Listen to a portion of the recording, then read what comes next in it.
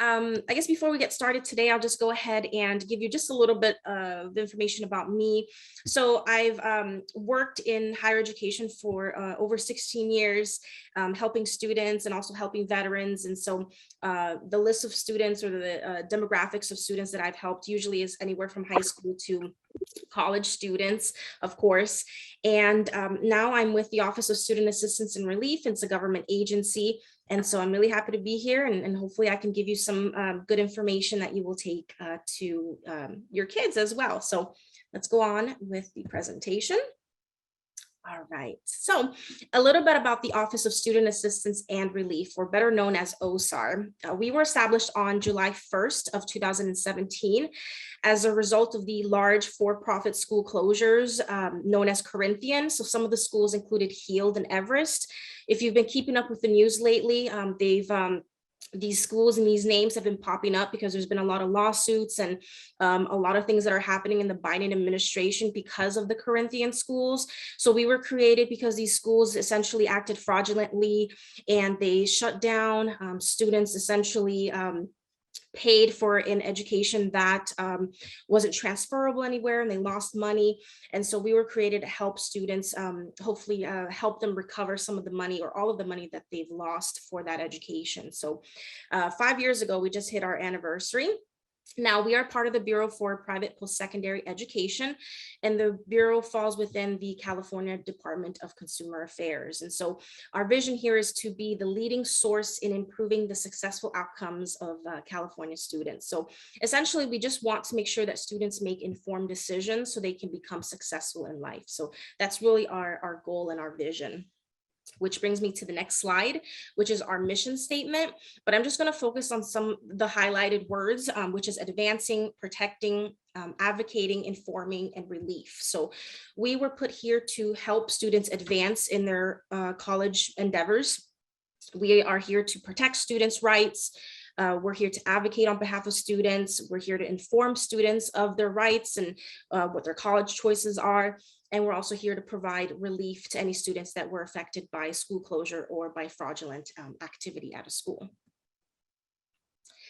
Now, in terms of our services or what we offer, we have, first of all, we're free.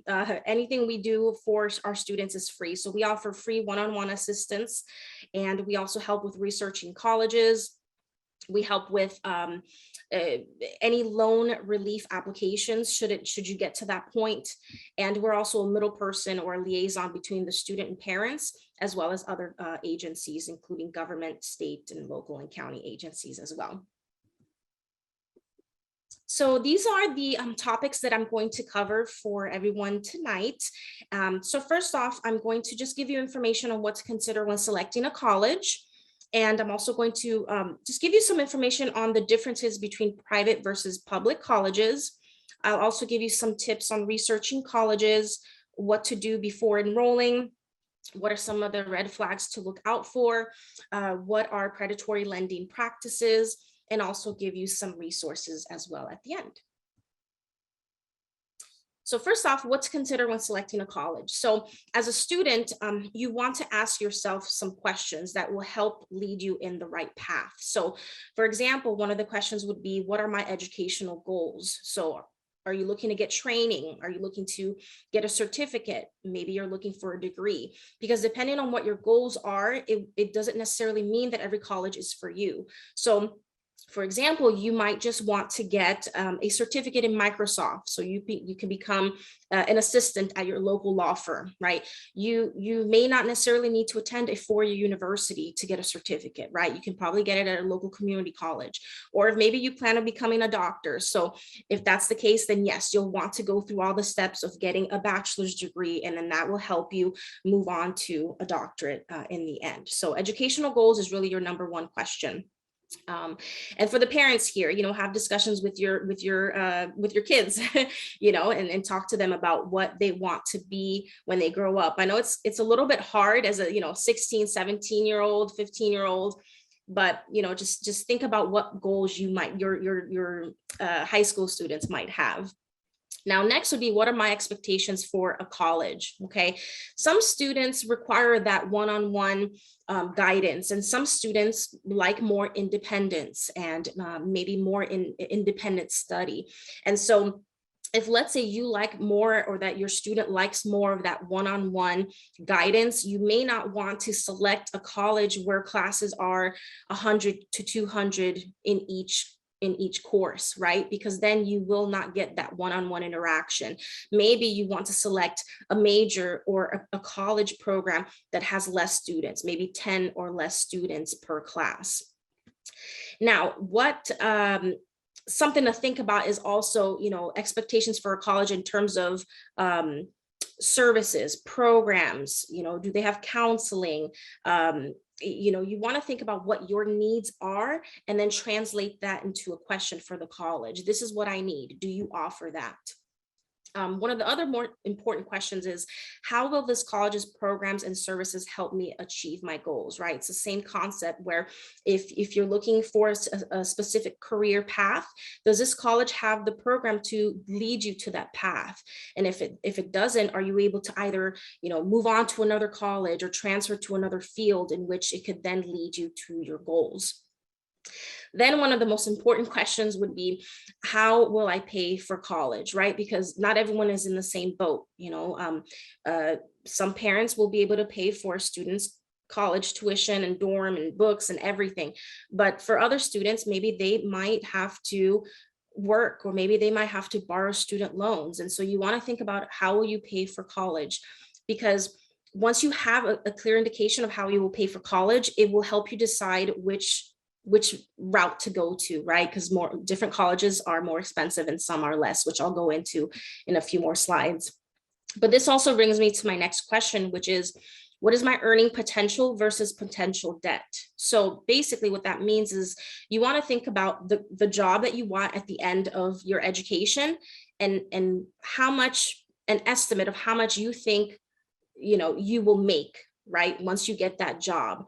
Obviously, this requires some research, okay? So if, let's say, you want to be a teacher, you want to get a good estimate of how much teachers make. And then in return, what you want to think about is, if I plan on borrowing student loans, I want to think about how much money I'll end up getting if I do follow that career path and I do become a teacher, right? So you want to think about, how much money will I make versus how much debt will I be in? An excellent tool that I have here, and everyone here will get a copy of the PowerPoint, but it's through the Federal Student Aid website. They have a loan repayment calculator. And so essentially what you can do is, you can input the amount of loans that you plan on borrowing for your education, and it will tell you how much you'll need to pay per month after you graduate. And so it's a great tool, because if you're looking at a career that maybe the salary isn't that high, you want to think about whether you'll be able to afford to pay back your student loans if you do have to borrow them. So definitely a very useful link to save.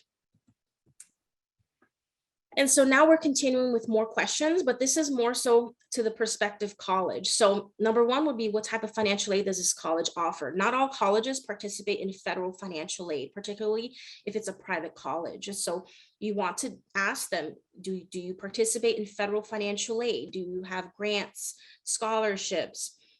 Find out what kind of funding is available at the school, which will help you determine whether you can afford to attend the school. Next will be, what is the average class size? So this is very similar to the prior slide in terms of what your needs are, or what your expectations are for a college. Some students prefer smaller classes, and some don't mind being in a large class with 100+ students. And sometimes it's not necessarily the school, it's different majors. Certain majors have larger classes and some smaller. So definitely one of the things to ask if class size matters to you. Next would be, which academic programs typically have a wait list? This is a very important question to ask, because it can increase the amount of time that you spent in college, or increase the years that you spend in college. So for example, if you decide on a major that typically has no wait list, maybe it's not as popular, or maybe not as many students are signing up for that major, you probably finish college in, let's say, 4 years. But if you have a very commonly, a very popular major, let's say I don't know, science, um, psychology, sociology, a major that a lot of people are majoring in. There may be wait lists. And so what that means is that you might not be able to have all your courses in within 4 years. And sometimes you do have to end up staying 5 years because you have to wait to take the classes that you need to graduate. And so you want to take that in consideration, because then that means that you're going to have to pay more money, right? If you have to stay an extra year in college. Next would be, what services does this college have? So this definitely varies from student to student. Some students just want to go to their class and go back home or go back to their dorms, but some students want maybe additional counseling. Some students want additional tutoring. Some students want, experience the full life of attending a college. And so you want to ask what kind of services the college have. Some colleges cater more towards working adults, and so may not have as many services versus a college that caters more to 18 through 23-year-olds. And then, does this college offer tutoring? Some students need it or want it. And so it's an important question to ask if you know that you've had tutoring in the past and you enjoy that type of extra assistance. But also you want to ask if there's any internships available. So internships typically are not paid, but you're gaining experience and you're gaining units towards your degree. And also a work study is an option. So some students are able to work for an organization that knows that you're a college student. And so they will adjust your hours or be more allow you to be able to work in between your classes, and it's not as strict as if you were to get a job outside of your college, because then they don't really take in consideration that you are a college student. So it's important to, if you do plan on working, check with your college or check with the prospective college if they offer work study options. So here we are, in terms of the differences between private versus public colleges. So we'll start with private first. So private colleges are typically owned by somebody, whether it's an individual, a partnerships, a corporation, or a limited liability partnership. And so because of that, they rely heavily on tuition, which is why they charge a lot more for their tuition and for their courses. And that's why they have to rely on private funding as well.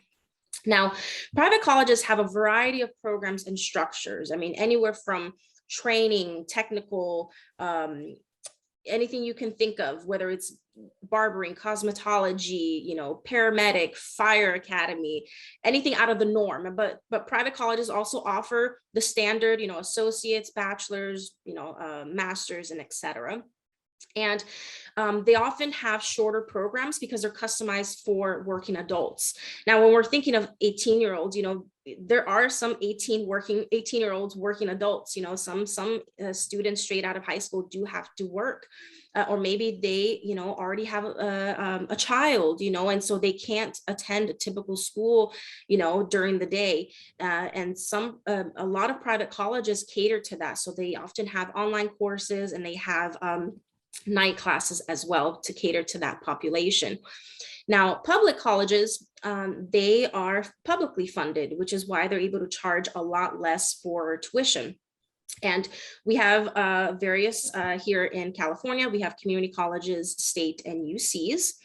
And we also here in California have a wide variety of academic programs and degrees at the community colleges and UCs and states, and maybe not as wide as private, especially the technical fields that I mentioned.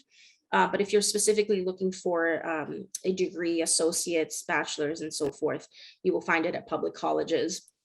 But their admissions process is extremely competitive, especially the more well-known colleges and universities.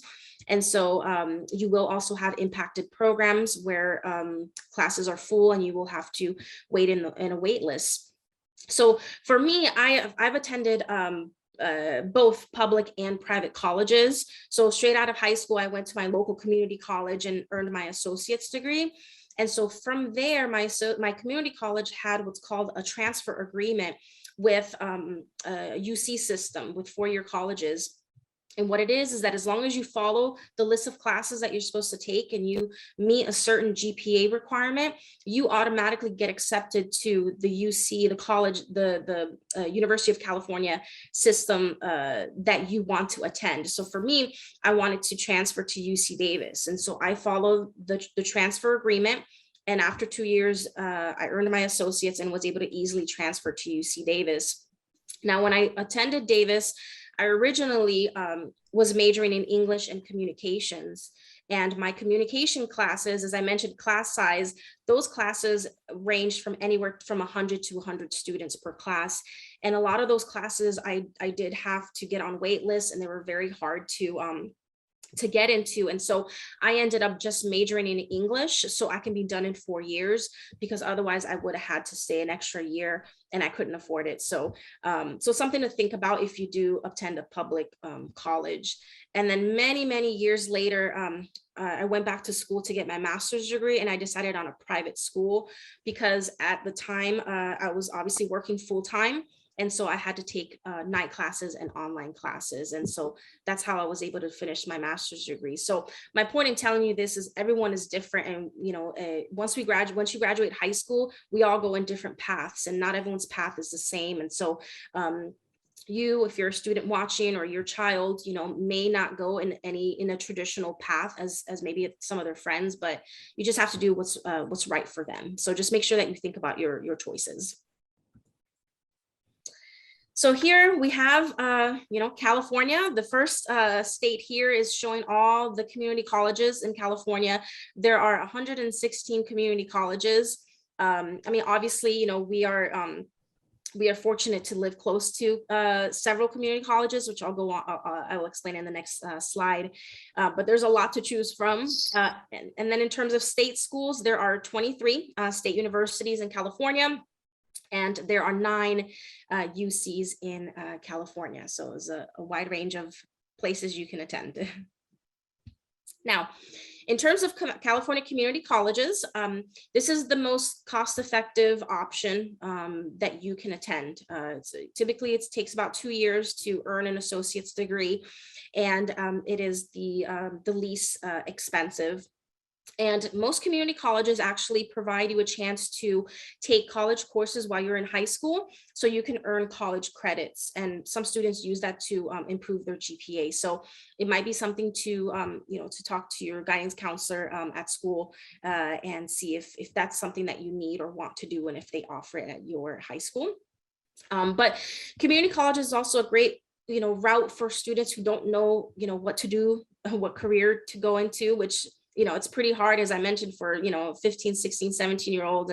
Sometimes folks in their 20s don't know where which career to go to. So community college is just a safe place to start off, because it's so inexpensive. You can take a lot of general education classes, which can kind of help you figure out if there's a certain topic or certain class that you enjoy and that you might see yourself following in that career. And as I mentioned, there's opportunities to transfer to a 4-year university, as I did. There's transfer agreements. And community colleges do offer a lot of different types of degrees and programs, like music and fashion and nursing. So it's not just the standard, as I mentioned, English or science or sociology. And this is the link where you apply. Now, we're fortunate here in Sacramento. We have American River College, Folsom Lake College, Sacramento City College, and Cosumnes River College. So we're lucky that we have 4 here in around our area. So next, we're coming up to the California State Universities. And this is also a cost-effective option. It's not, it's a little bit more expensive than community college, but not nearly as expensive as some of the other colleges that I'm going to mention. State schools typically focus on developing skills for the workforce. So for example, business and marketing are some of the top majors at Sacramento State University. And the eligibility requirements may vary if you do plan on transferring from a community college. So definitely check to see, if you start at the community college, what you need obviously to transfer to the state. You want to find out immediately as you start, what are the requirements to transfer to a state school, and make sure that you stay on top of those requirements. And then, of course, we come to University of California. So this is a public four-year university, and it focuses on academic research. So oftentimes, not all, but oftentimes students that attend a UC will often go on to get higher degrees, whether it's a master's or a doctorate, because it does focus on that academic research. So two of the popular majors at UC Davis are animal science and biological sciences. And because those folks typically, like I said, tend to become doctors or veterinarians. And so those are very popular at UC Davis. And like I said, I was able to easily transfer from my community college to a UC because of that transfer agreement. And so it's a great option to take if you want to start at the community college level and transfer to a UC. And which brings me now to private colleges in California. So there's various types of programs and institutions, as I mentioned earlier.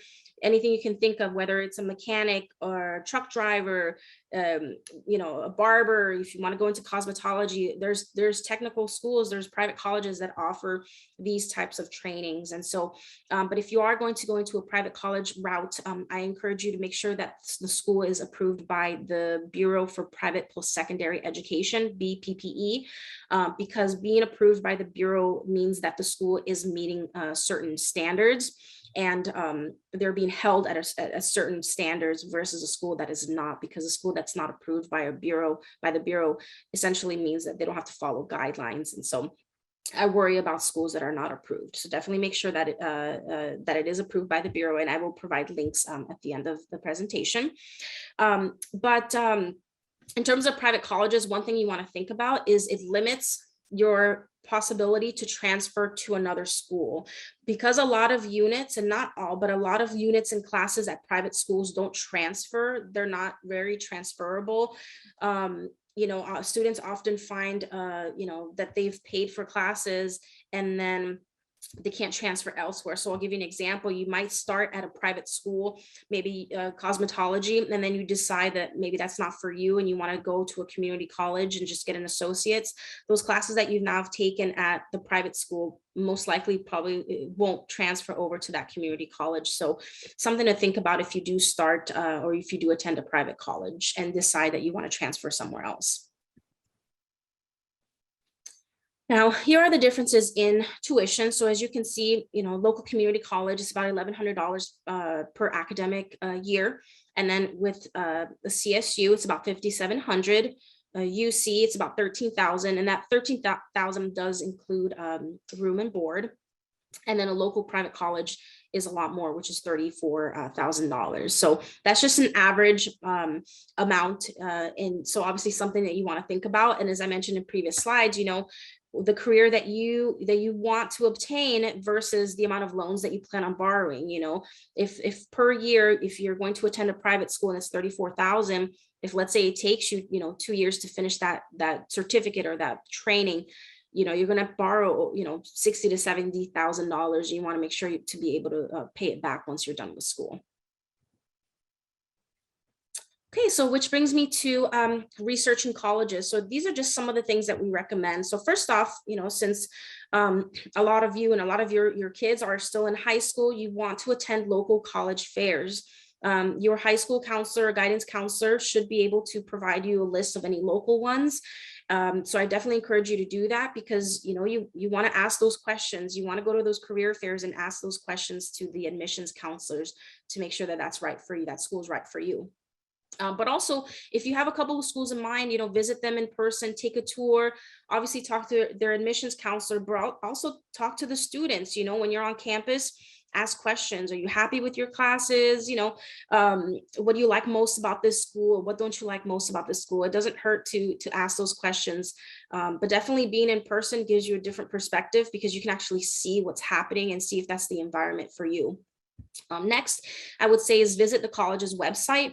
You want to look at the school performance fact sheet. You want to see their school catalog and obviously their student services. So by looking at these items, you see whether the school, has what their graduation rate is, or what their default rate is for the students that borrow student loans. You want to see what the percentage of students who get careers after they graduate from that school. So the school performance fact sheet should have that information. Next, I would say is check online reviews. This is more so for private colleges because UCs and states and community colleges, they've been around for so long that most everyone has, we either know someone who's attended there or we attended there ourselves. So smaller colleges and private colleges, you want to check the reviews on Yelp and the Better Business Bureau and to see, what people are saying. So one thing that I've noticed is that sometimes a school will have excellent, great reviews for the first 5 years, and then all of a sudden you see a bunch of reviews the last 6 months. And sometimes what that means is that they've sold the school, and now the new owners have, completely changed how they run business. And so if you're noticing that the last, 6 months to a year, all the reviews are negative, but the rating is still a 4.5, or a 4.0, then that kind of tells you something, that something's happened in the last 6 months to a year. Lastly, I would say survey potential employers in your field of interest. So a lot of people don't think to do that, but if, let's say, you want to become a dental hygienist, go talk to your dentist and say, I'm thinking I found this dental school, have you heard of it? What do you think about it? Do you have any recommendations?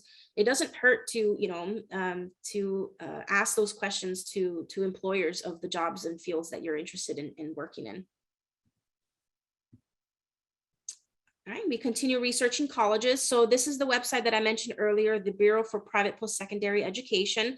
Here, as I said, you can check whether a private school is approved by the Bureau. You can also check if there's been any disciplinary actions against the school, if the school has been fined for doing something they weren't supposed to be doing. So definitely check out that website. And also, the college's accreditation is extremely important.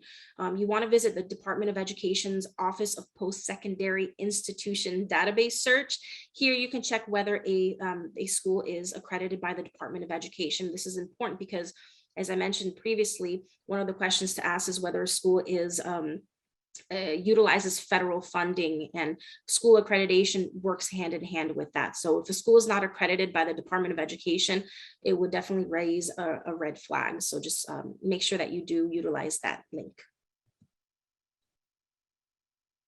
Okay, so speaking of financial aid, this link is pretty long, but like I said, you will all get the PowerPoint. Hopefully you can take the link from there.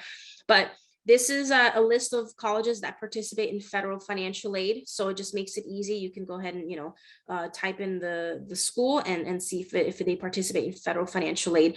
So what it means, if a school does not participate in federal financial aid, they've either lost the ability to do so, which means that they weren't keeping up with the standards that the Department of Education upheld, or, that is enforcing, or they choose not to for whatever reason. But if they choose not to participate, then you have to borrow private student loans, and those are a little bit more tricky because you're not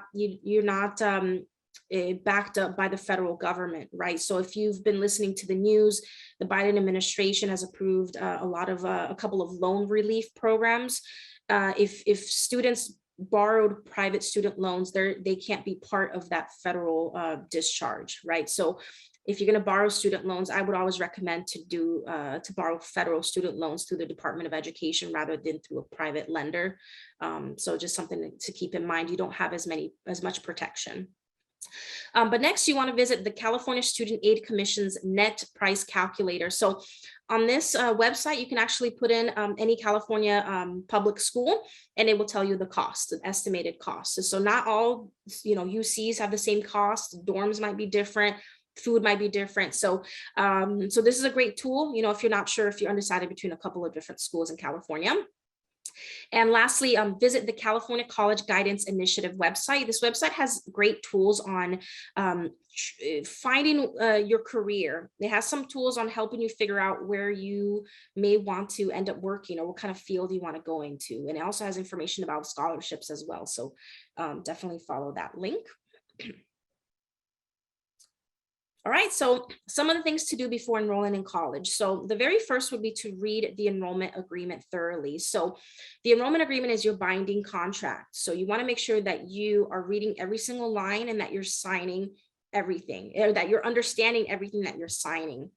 It's very important because without an enrollment agreement, the school can essentially do as they please. So you want to make sure that you read all the fine lines.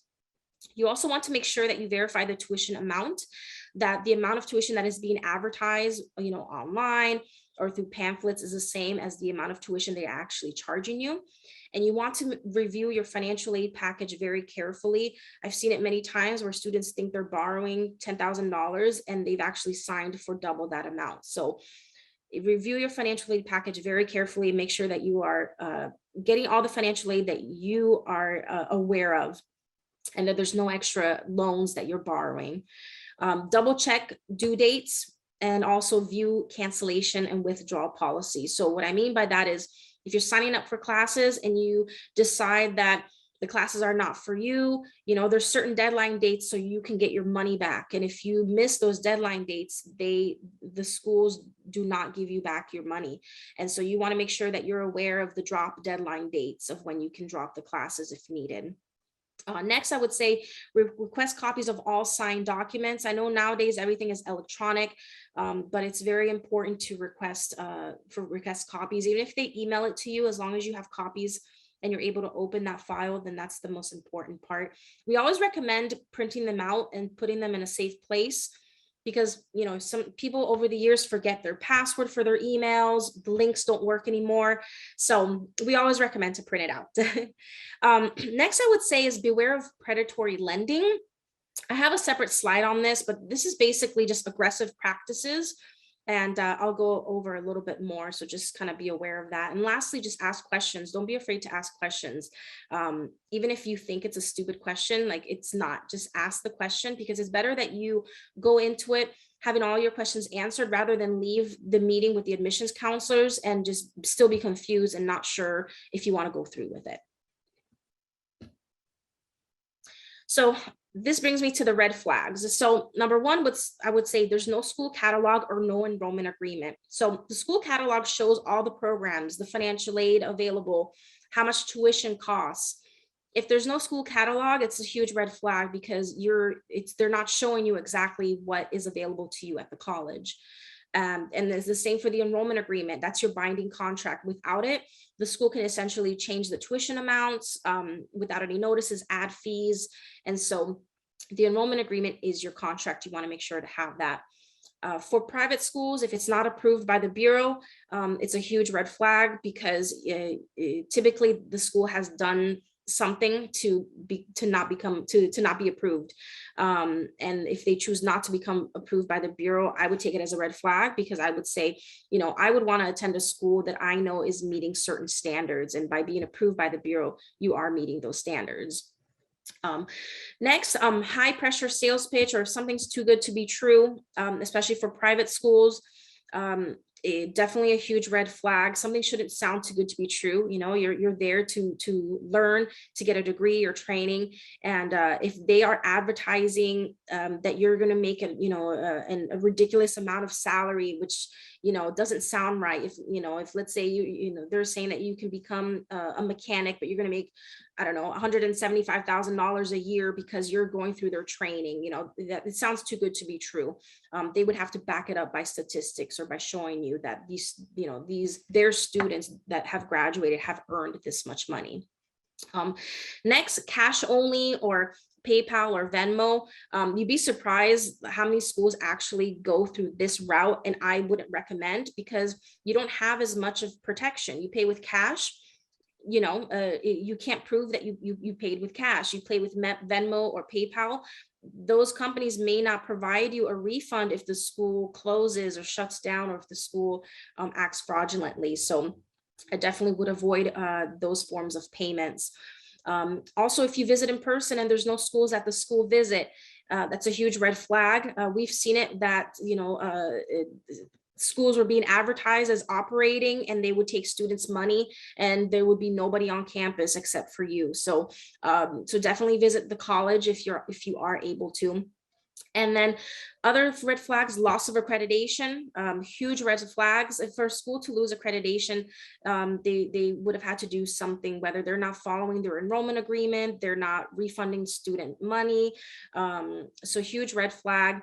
If they're not welcoming to students or not willing to answer your questions, that's why I said ask as many questions as possible. If they appear, annoyed that you're asking questions, then they're not really there to assist you, and you don't want to attend a school like that, because what happens in the end, if you have questions about getting your refund, and no one can help you. And then lastly, again, bad reviews. Social media is a great place nowadays, whether it's Facebook or even through word of mouth. If you know someone that attended a certain school, hey, what was your experience there? So definitely look at reviews. And if there's a lot of bad ones, it's a huge red flag. So which brings me to predatory lending practices. So this is any lending practices that impose unfair or abusive loan terms on a borrower. So essentially what they do is they convince a borrower to borrow money that they know that borrower would not be able to pay it back. And so they use this deceptive and coercive actions. And so they often target certain populations. Veterans is probably one of the biggest ones, but they also target minorities, international students, the elderly, and also they target young students, 18, 19-year-old, where maybe you haven't had as much of life experience, and they know that they can deceive you into borrowing loans that you shouldn't be borrowing. So, which brings me to my next slide, which are some of the red flags to look out for. Now, if you're forced to take out student loans, although you have other funding available to pay or cover the tuition. So if, let's say, you already have scholarships that will pay for the entire tuition, you already have a parent or somebody that will pay the school for you, and a lender is essentially trying to make you borrow for student loans, it's a huge red flag, because your tuition's covered. Like, why do you need more student loans and put you in more debt? If you sign documents without being able to review them, or you're not able to get copies nowadays, right? We sign on a tablet or we sign on our phone, and you're not really able to Zoom, or you don't really Zoom to read everything. It's a huge red flag. At the very least, what you should do is have the lender email you the documents so you can take your time, review them before you sign them. And if you feel pressured to sign right at their desk, then just walk away, because you shouldn't need to be forced to sign any documents. Also, if the basic costs of a loan are not apparent, if the interest rates are not apparent, or if they don't tell you whether the interest rates will change over time, if they have prepayment penalties, you shouldn't be penalized because you want to pay off your loan early. And so if you see that on a loan contract, it's a huge red flag. And once again, if something sounds too good to be true, or if there's many complaints against the lender, and once again, if you're rushed into signing and taking out a loan, just take a step back. And if they make it a hassle for you to come back and sign the documents, then you know to walk away, because a lender wouldn't do that. A lender knows that you need to take time to process everything, because taking out a student loan is a big financial commitment. So this brings me to just my last couple of, student resources. Obviously, the first one is the FAFSA, the free application for federal student aid. Regardless whether you think you qualify or not, fill out the FAFSA form, whether you qualify for free funding for school, such as Pell Grant or Cal Grants, or whether it's federal student loans. Apply for the FAFSA. You just never know what's out there.